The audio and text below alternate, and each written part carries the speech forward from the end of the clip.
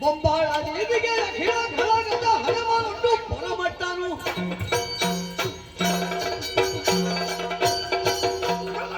ಒಪ್ಪನೆಯನ್ನು ಪಡೆದೆ ಯಾರೇ ಹೋಗುವುದಕ್ಕೆ ನನ್ನ ಚಿಕ್ಕಪ್ಪ ಅಂತ ಕುಂಭಶೋನ ಅವ ಏರುವಂತಾನೆ ತೆಗೆದು ಒಪ್ಪಿಸಿದ್ದಾನೆ.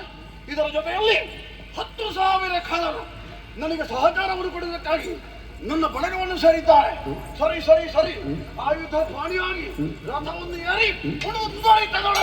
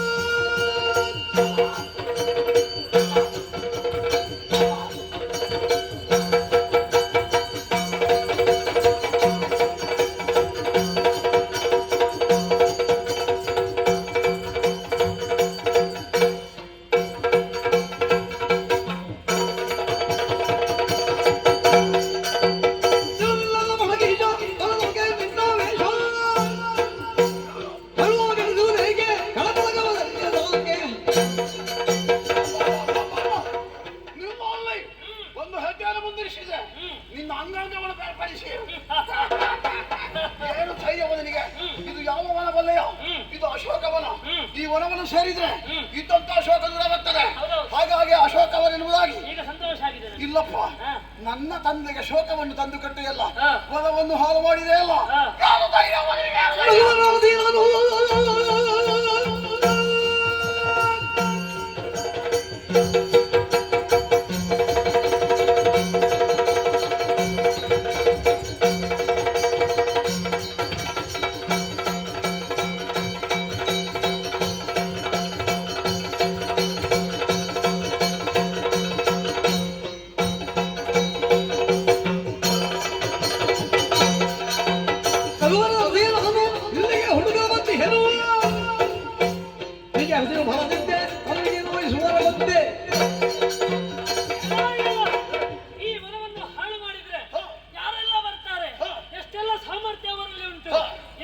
ಪರೀಕ್ಷಿಸಬೇಕೆನ್ನುವಂತಹ ಉದ್ದೇಶದಿಂದ ಇಷ್ಟೆಲ್ಲ ಮಾಡಿದ್ದು.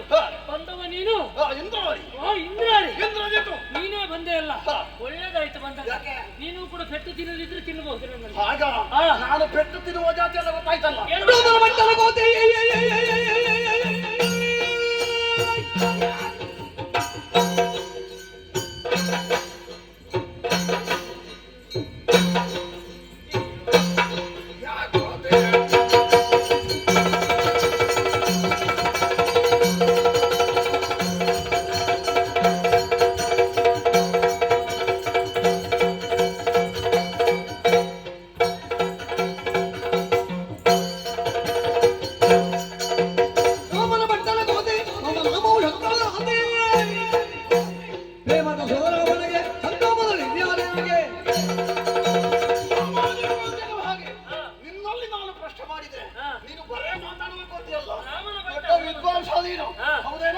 ನಮಗೆಲ್ಲ ನೀತಿಯ ಪಾಠವನಿಗೆ ಏನು ನೀನು ಪೆಟ್ಟು ಕೊಡಬಲ್ಲಯ್ಯ, ತಿರುಗಿಸಿ ಕೊಡುವಾಗ ನಿನ್ನ ಮುಖ ಬದಲಾಗಬೇಕು ಗೊತ್ತಿದೆ ನಿನಗೆ.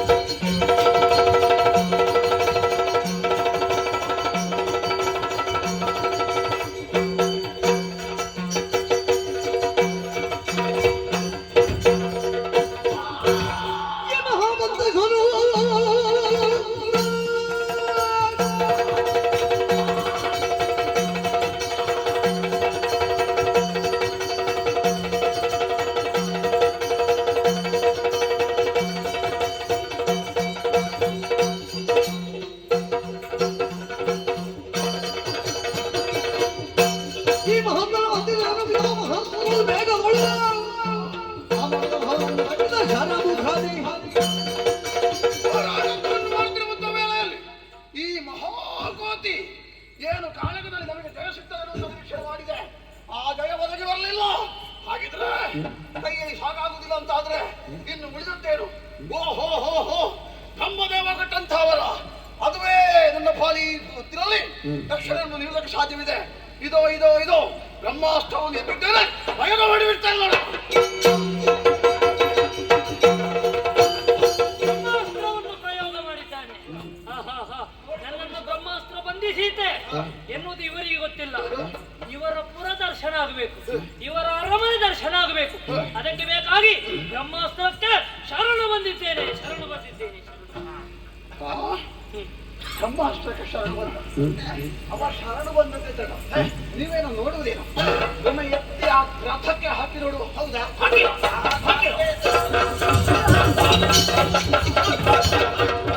ಏನಾಯ್ತು? ಕೆಲವರೆಲ್ಲ ಬೊಬ್ಬೆ ಹಾಕಾಯ್ತಾರೆ, ಕೆಲವರೆಲ್ಲ ಪ್ರಾಣವನ್ನು ಕಳ್ಕೊಂಡಿದ್ದಾರೆ. ಎಷ್ಟು ಹೋಯ್ತು ನಮ್ಮತ್ತು? ಎಲ್ಲ ಹೋಗೋದು ಹೋಗ್ಲಿಲ್ಲ. 10,000 ಹೋಯ್ತು ಅಂತ ಕಾಣ್ತದೆ. ನಮ್ಮಲ್ಲಿ ದಿವಸಕ್ಕೆ ಎಷ್ಟು ಹೋಗ್ತದೆ ಅಂತ ನಮಗೆ ದೊಡ್ಡ ವಿಷಯ ಇಲ್ಲ. ಇವತ್ತು 10,000 ಹೋದ್ರೆ ನಾಳೆ 20 ಬರೀಸಿಯು. ಹೌದಾ? ಹಾಗಾಗಿ ಯೋಚನೆ ಮಾಡಬೇಡಿ. ಎಲ್ಲವರು ಎತ್ತಿ ನೋಡುವವರೆಲ್ಲ ಕುಳ್ಳಿರಿಸಿ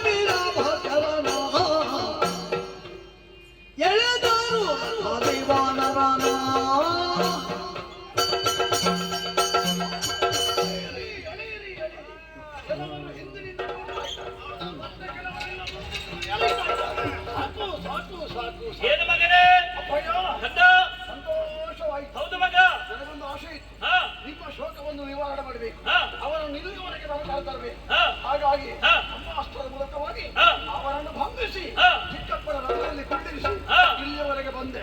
ಮುಂದಿನ ಅಪ್ಪಣೆ ಏನು ಅಂತ ನನಗೆ ನನ್ನ ಶೋಕವನ್ನು ನಿವಾರಿಸಿದವ ನೀನಾಗಿದ್ದೆ ಮಗನೇ. ಬಲಿರೆ ಸಂತೋಷವಾಯ್ತು. ಈ ಮಗನ ಆಸ್ಥಾನಕ್ಕೆ ಕರೆದುಕೊಂಡು ಬಂದಿದೆ ಮಗ. ಮುಂದಿನ ವಿಚಾರ ನನಗೆ ಬಿಟ್ಟದ್ದು. ನೀನು ಎಷ್ಟಾದ್ರೂ ಯುದ್ಧವನ್ನು ಆಯತ ಪಟ್ಟವ, ವಿಶ್ರಾಂತಿ ಪಡೆದುಕೋ ಮಗನೇ. ಬೇಕಾದಾಗ ನಿನ್ನನ್ನು ಕರೆಸಿಕೊಳ್ತೇನೆ. ಒಳಗಿದ್ದು ಮಗ ಮಂತ್ರಿ ಪ್ರಾರ್ಥನೆ ಹೇಳಬೇಕಾದಂತ ವಿಷಯ. ಈ ನಮ್ಮ ಆಸ್ಥಾನಕ್ಕೊಂದು ಮಂಗನನ್ನು ಕರೆದುಕೊಂಡು ಬಂದಿದೆ. ಈ ಮಂಗನ ವಿಚಾರಣೆ ಆಗ್ಬೇಕು. ಅದಕ್ಕಾಗಿಯೇ ನೋಡಿ, ವಯೋವೃದ್ಧನು ಜ್ಞಾನ ಸಂಪನ್ನನಾದ ನೀವೇ ಮಂತ್ರಿ ಪ್ರಾಸ್ತ. ಮಂಗನಲ್ಲಿ ಮಾತಾಡಬೇಕಾದ್ದು ನಿಮ್ಮ ಕರ್ತವ್ಯ. ಅದಕ್ಕಾಗಿ ಈ ಮಂಗನಲ್ಲಿ ವಿಚಾರವನ್ನು ನೋಡಿ. ಈ ಮಂಗ ಎಲ್ಲಿಂದ ಬಂದದ್ದು, ಮುಂದೆ ಎಲ್ಲಿಗೆ ಹೋಗುದು, ಉಪವನಕ್ಕೆ ಬಂದು ನಮ್ಮ ಉಪವನನ್ನು ಯಾಕೆಲ್ಲ ಹಾಡುಗೆ ಇದೆ ಎಂಬ ಸಮಸ್ತ ವಿಚಾರವನ್ನು ನೀವೇ ಹೋಗಿ ಕೇಳಬೇಕಾಗಿ ಮಾತಾಡಿ. ಅಪ್ಪಣೆ. ಯಾವ ದೇಶದಿಂದ ಬಂದೆ ವೀರ ಕಾಪಿರಾಯ, ಯಾವಲಿಗೆ ಪಯಣವಯ್ಯ ಈ ವಿಚಾರವೇನಯ್ಯ, ಹೆತ್ತ ತಾಯಿ ತಂದೆ ಯಾರೋ ಇಂದ ಬಂದುದೇಗೆ, ಕಿತ್ತುವನವ ಹಿಡಿದಿದಂತ ಯಾವುದೇ ರಾಜರಿಂದ ಬಂದೆ ವೀರ ಕಪಿರಾಯ, ಏ ವೀರ ಕಪಿರಾಯ.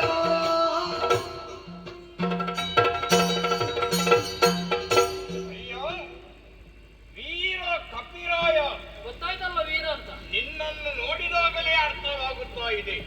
ಅಯ್ಯ, ಯಾವ ದೇಶದಿಂದ ಬಂದವ ನೀನು? ನಿನ್ನ ತಂದೆ ತಾಯಿಗಳಾದ್ರೂ ಏನು, ಯಾರು? ನೀನು ಬಂದಂತ ಉದ್ದೇಶವೇನು? ಇಲ್ಲಿಗೇನೆ ಬಂದದ್ದ, ಮುಂದೆ ಎಲ್ಲಿಗಾದ್ರೂ ಹೋಗುವುದಕ್ಕಿಲ್ಲ. ಎಲ್ಲವನ್ನು ವಿಸ್ತರಿಸುವೆಯ? ಇದು ಕೇಳುವವರು ಯಾರಿದ್ರು? ಕೇಳುವವ ರಾವಣೇಶ್ವರನ ಮಂತ್ರಿ ಪ್ರಹಸ್ತ. ಹೌದಾ? ನಾನು ಒಬ್ಬನನ್ನು ನೋಡ್ಬೇಕು ಅಂತ ಬಂದದ್ದು. ಯಾರನ್ನು? ದಶಕಂಠನೆಂಬಾತನ್ಯಾರೋ ತೋರಬೇಕಯ್ಯ ದಶಕಂಠನೆಂಬಾತನ್ಯಾರೋ ಜಗದೋಳು ಜನಕನ ಮಗಳು ಸೀತೆಯ ಕಟ್ಟ ದಶಮುಖದಾತಗಂದು ಸಂತಾನಕ್ಕೆ ಜಗದೇಕ ವೀರ ರಾಘವ ನೋಡಿ ಬಾ ಎಂದು ಹೀಗೆ ಕಳುಹಲು ಎಂದ ಬಂತೆ ಕಣಯ್ಯ ದಶಕಂಠನೆಂಬಾತನ್ಯಾರೋ ತೋರಬೇಕಯ್ಯ ದಶಕಂಠನೆಂಬಾತನ್ಯಾರೋ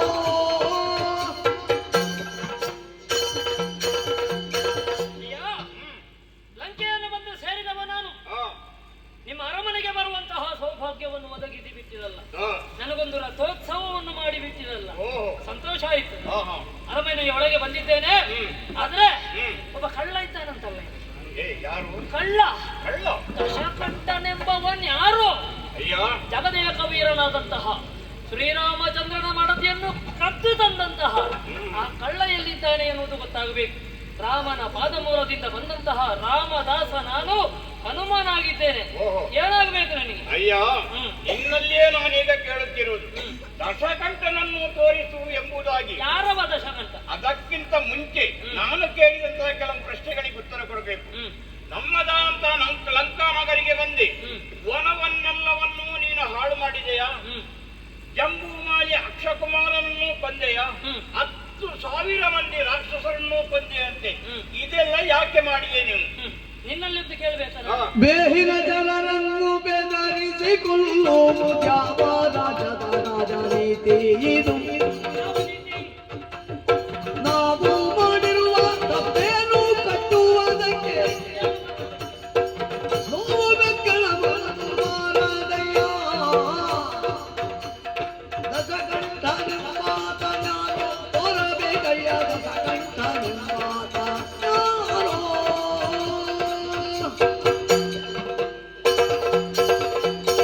ಅರಮನೆ ತಾನೇ ಇದು, ಶಾಸನ ಎನ್ನುವುದು ಇದೆ ತಾನೆ, ರಾಜನೀತಿ ಎನ್ನುವುದು ಇದೆ ತಾನೆ. ಹಾಗಿದ್ರೆ ರಾಜನೀತಿಗೆ ಸರಿಯಾಗಿ ನೀವು ವರ್ತಿಸಿದ್ದೀರಾ ಎನ್ನುವ ಹಾಗೆ ಪ್ರಶ್ನೆ ನನ್ನದು. ಬೇಹಿನ ಶರಣಾದಂತಹ ನನ್ನನ್ನು ಈ ರೀತಿಯಾಗಿ ಬಂಧಿಸಿ ಇಲ್ಲಿ ಇಟ್ಟುಕೊಂಡಿದ್ದೀರಲ್ವ, ಇದು ಯಾವ ನೀತಿ, ಯಾವ ನ್ಯಾಯ ಅಂತ ಕೇಳುದು ನಾನು. ಅಂದ್ರೆ ನ್ಯಾಯವನ್ನು ಕೇಳುವುದಕ್ಕೆ ನೀನು ಬಂದೆ. ನೀನು ಮಾಡಿದ ತಪ್ಪಿಗೆ ನಾವು ಸರಿಯಾದ ಶಿಕ್ಷೆಯನ್ನು ಕೊಟ್ಟಿದ್ದೇವೆ. ನಾನೀಗ ಇಷ್ಟೆಲ್ಲ ಮಾಡಿದ್ದು ಯಾಕೆ ಅಂತ ಕೇಳ್ತೀಯ? ಯಾಕೆ? ಬೇಡವೆಂದರೆ ಮಾತು ಕೇಳದೆ ಎನಗಿಂತ ಕೇಡು ಮಾಡಿದುದೆನ್ನ ಬಾಲ ವಯಸ್ಸೆ ಎನ್ನ ಬಾಲ ವಯಸ್ಸೆ ನೋಡಿ ಬಾಲಕನ ಉದ್ಯಾನ ಮಾಡಿದ ಪ್ರಾತನನ್ನು ಬಂದ ಮಾಪೀನು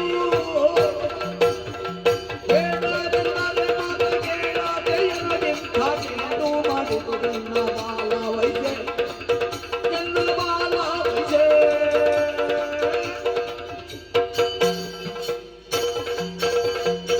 ಅಶೋಕವನಕ್ಕೆ ಬಂದದ್ದು ಯಾಕೆ? ಬಂದದ್ದು ಮಾತ್ರ ಅಲ್ಲ, ಹಣ್ಣುಗಳನ್ನು ತಿಂದದ್ದು ಮಾತ್ರ ಅಲ್ಲ, ಹಾಳು ಮಾಡಿದ್ದಿ, ಮರಗಳನ್ನು ಮುರಿದು ಹಾಕಿದ್ದಿ, ವಿಚಾರಿಸುವುದಕ್ಕೆ ಬಂದಂತಹ ವನಪಾಲಕರನ್ನು ಕೊಂದಿದ್ದಿ ಮಾತ್ರ ಅಲ್ಲ, ಮತ್ತೆ ಯಾರು ಬಂದದ್ದು? ಅಕ್ಷಕುಮಾರ ಜಂಬುವನು. ಅವರನ್ನೆಲ್ಲ ಕೊಂದಿದ್ದು ನಾನಂತ ಭಾವಿಸಿದ್ಯಾ? ನಾನಲ್ಲಯ್ಯ. ನಾನು ಎಷ್ಟು ಹೇಳಿದೆ, ಬೇಡ ಬೇಡ ಬೇಡ ಅಂತ. ನನ್ನ ತಮ್ಮ ಬಿಡಬೇಕೆ? ಹೌದು, ನನಗಿಂತ ಮತ್ತೆ ಹುಟ್ಟಿದವ. ನನಗೆ ಅರ್ಥ ಆಗಲಿಲ್ಲ ಮಾರೆ. ನನ್ನ ತಮ್ಮ ಬಾಲ. ಬಾಲ ಹಾಗಿದ್ರೆ ಈ ಸಂಗತಿ ಹೇಗೆ? ಯಾರು ಬಾಲ ಯಾರು ಗೊತ್ತಾಯ್ತಾ ನಿಮಗೆ? ಈಗ ಗೊತ್ತಾಯ್ತಲ್ಲ. ಗೊತ್ತಾಯ್ತಾ? ಅದಲ್ವ ತಮ್ಮ. ಎಲ್ಲ ಅರ್ಥವಾಯ್ತು. ನಾನೇನು ಮಾಡ್ಲಿಲ್ಲ, ಇವನೇ ಎಲ್ಲರನ್ನು ಕೊಂದದ್ದು, ಅಶೋಕವನವನ್ನು ಹಾಳು ಮಾಡಿದ್ದು ನನ್ನ ಬಾಲ. ಸರಿ, ಹಾಗಿದ್ರೆ ನಮ್ಮ ಪ್ರಭುಗಳಲ್ಲೇ ಹೋಗಿ ಹೇಳಬೇಕು. ಸರಿಯಾಗಿ ವಿಚಾರ ಮಾಡಿದೆಯಾ? ಎಲ್ಲವನ್ನೂ ಏನು ಉತ್ತರ ಬಂತು? ಎಲ್ಲವನ್ನೂ ವಿಚಾರಿಸಿದೆ. ಆತ ಹೇಳುವುದು ಒಂದೇ, ಏನು? ನಾನು ಕೊಂದದ್ದಲ್ಲ, ನನ್ನ ತಮ್ಮ. ಅಂದ್ರೆ ಬಾಲವಂತೆ. ಎಲ್ಲ ಮಾಡಿದ್ದು ಬಾಲ. ಮಾತಿನವೇ ಜನ ಕಪಿ ನೋಡಿದರೆ ಬಲವಂತನಲ್ಲ, ಈಗ ನಿಶ್ಚಯವಲ್ಲ ಬಾಲ ಘಟವದರಲ್ಲ. ಕೈಲಾದ ಜಯ ವಸ್ತ್ರದಲ್ಲಿ ಸುದ್ದಿ ಸುಡಬೇಕೆಲ್ಲರೂ ದಶಗಂಟ ಕೋಪದಿಂದ. ಮಂತ್ರಿ ಜಬ್ರಾಸ್ತ, ರಾವಣೇಶ್ವರ, ಪೌರಾಣಿಕ ಪ್ರಸಂಗಿಯಾದ ಕಪಿ ಬಹಳ ಉತ್ತರವನ್ನೇ ಕೊಡ್ತಾ ಉಂಟಲ್ಲ. ಏನು ಹೇಳಿದೆ? ಇಷ್ಟೆಲ್ಲ ಮಾಡಿದ್ದು ಬಾಲವಂತೆ ಆತನ ತಮ್ಮ, ಹೌದೇನಾ? ಹಾಗಾದ್ರೆ ಅಂತ ಬಾಲಕ್ಕೆ ಸರಿಯಾದ ಶಾಸ್ತಿ ಮಾಡ್ಬೇಕು ಈ ಮಂಗನಿಗೆ. ಅದಕ್ಕಾಗಿ ತಡ ಮಾಡುವುದು ಸರಿಯಲ್ಲ. ಯಾರಲ್ಲೇ ಆ ಬಾಲಕ್ಕೆ ಬೆಂಕಿ ಕೊಡಬೇಕಾದ್ದು ನಮ್ಮ ಕರ್ತವ್ಯ. ಅದಕ್ಕಾಗಿ ನಮ್ಮಲ್ಲಿ ಬಟ್ಟೆ ಉಂಟಲ್ಲ, ಆ ಬಟ್ಟೆಯನ್ನು ಬಾಲಕ್ಕೆ ಸುತ್ತಿರಿ ಸುತ್ತಿರಿ ಸುತ್ತಿರಿ. ನನ್ನ ಕಾಲ ಬಿಡು. ಏನು ಬಟ್ಟೆ ಎಲ್ಲ ಸುತ್ತಿ ಆಯ್ತು, ಏನು ಬಟ್ಟೆವೇ ಇಲ್ಲ, ಇನ್ನು ಬೇಕು. ಎಷ್ಟು ಸುತ್ತಿದ್ರು ಬಟ್ಟೆ ಕಡಿಮೆ ಆಗ್ತಾ ಉಂಟು. ಹೌದು. ಸೀಟೆಗೆ ಅಂತ ತಂದಂತ ಬಟ್ಟೆ ಉಂಟಲ್ಲ, ಅದನ್ನು ತಕೊಂಡು ಬನ್ನಿ ಸುತ್ತೀರಿ.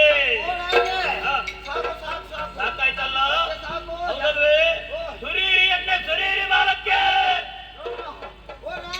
ಏನು ಎಷ್ಟು ಎಣ್ಣೆ ಹಾಕಿದ್ರು ಸಾಕಾಗುದಿಲ್ಲ. ಯಾವ್ದಕ್ಕೆ ಎಣ್ಣೆ ಹಾಕಿದ್ದು? ಈ ಬಾಲಕ್ಕೆ. ಬಾಲಕ್ಕೆ ಸುರಿದದ್ದಲ್ವಾ? ಹೌದು. ಎಷ್ಟು ಎಣ್ಣೆ ಹಾಕಿದ್ರೆ ಅದು ಕಡಿಮೆ ಆಗ್ತಾ ಉಂಟಾ? ಎಣ್ಣೆ ಕಡಿಮೆ ಆಗ್ತಾ ಉಂಟು. ಸೀಟೆಗೆ ಅಂತ ತಂದ ಎಣ್ಣೆ ಉಂಟಲ್ಲ, ತಂದು ಸುರೀರಿ.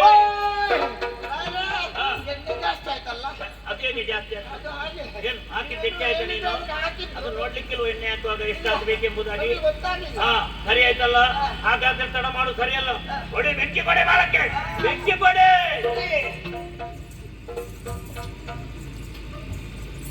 ಬೆಂಕಿ ಬೆಂಕಿ.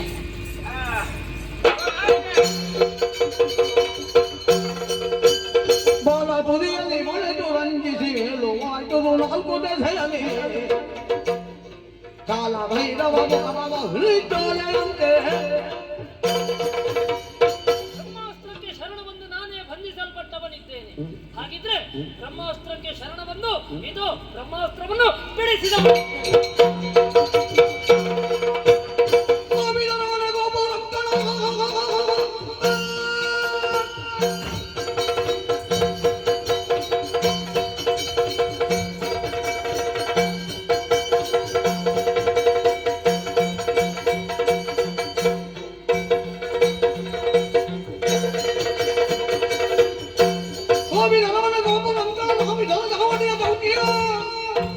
ರಾವಣ ರವಣ ಮೀಸ ಹಿದಲು ಹೋಮಿಸಿದನು. ತುದಿಯಲ್ಲಿ ಬೆಂಕಿ ಪ್ರಜ್ವಲಿಸ್ತಾ ಉಂಟು. ಸರಿ, ಇದರ ಪ್ರಯೋಗ ಮೊದಲು ಆಗಬೇಕಾದದ್ದು ಎಲ್ಲಿ? ಮೀಸೆಯ ಮೇಲೆ ಕೈಯಾಡಿಸ್ತಾ ಇದ್ದಾನೆ ರಾವಣೇಶ್ವರ. ಅವನ ಮೀಸೆಗೆ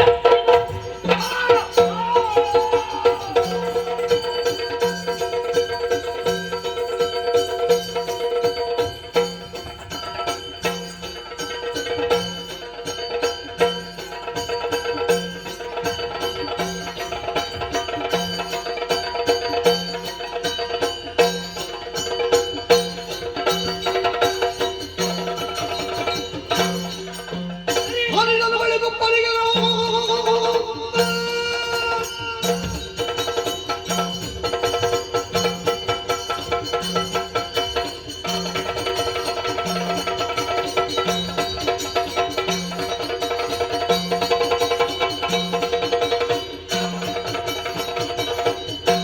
ಹರಿದನು ಬಳಿಕ ಪರಿಗಣವಾಗಿ ಹೆರಿಗೆ ಕೋರಿದನು ವೀರ ಹನುಮ. ಸರಿ, ಎಲ್ಲವನ್ನು ಸುಟ್ಟು ಕರಕರಿ ಮಾಡಬೇಕು. ಅದಕ್ಕಾಗಿ ಉಪ್ಪರಿಗೆಯಿಂದ ಉಪ್ಪರಿಗೆ ಸರಿ, ಎಲ್ಲವನ್ನು ಲಂಕೆಯನ್ನು ಸುಡ್ತೇನೆ. ಮಾತ್ರ ಅಲ್ಲ, ಇಲ್ಲಿ ಯಾಕೆ ವಿಭೀಷಣನ ಮನೆ ಇದೆ, ಅದನ್ನೊಂದು ಬಿಡ್ತೇನೆ. ಅಶೋಕ ಮನೆ ಇದೆ, ಅದನ್ನೊಂದು ಬಿಡ್ತೇನೆ. ಬಾಕಿಯೆಲ್ಲವನ್ನು ಸುಟ್ಟು ಹರಿತಿರುವಂತಹ ಸಮುದ್ರದಲ್ಲಿ ನಂದಿಸಿಕೊಡ್ತೇನೆ.